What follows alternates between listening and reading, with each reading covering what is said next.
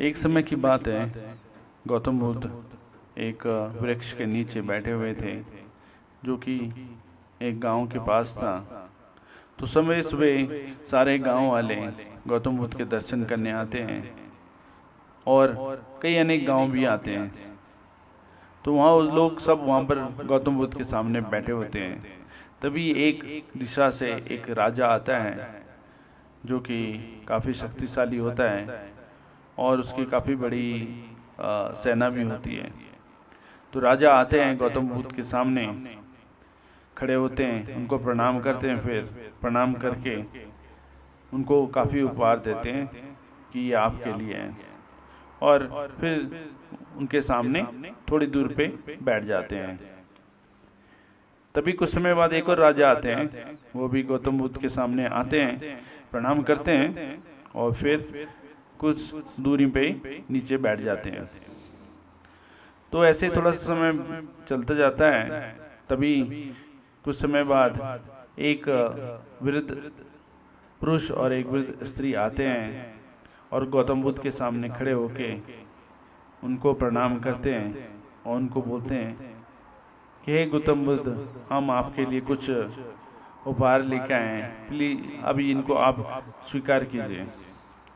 तो गौतम बुद्ध तुरंत ही खड़े हो जाते हैं और उनके पास चले जाते हैं, और उन दोनों के पास एक आधा अनार होता है और वो आधा अनार गौतम बुद्ध को देते हैं। और गौतम बुद्ध बहुत ही प्रसन्न होते हैं उस आधा अनार को देख के, और वापस अपने स्थान पर चले जाते हैं।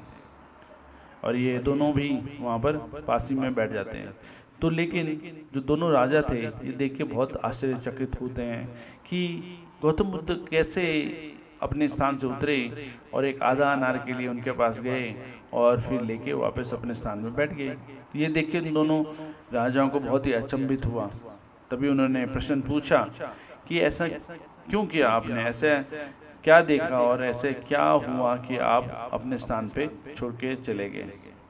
तो गौतम बुद्ध जवाब देते हैं कि जो इन दोनों ने मुझे अनार दिया है, इन्होंने अपनी भाव से दिया है, श्रद्धा से दिया है, इनके पास और कुछ बचा नहीं है। लेकिन दूसरी तरफ आप लोग इतने पास पैसा है, धन है, तभी आप लोगों ने पूर्णतः से दिया नहीं।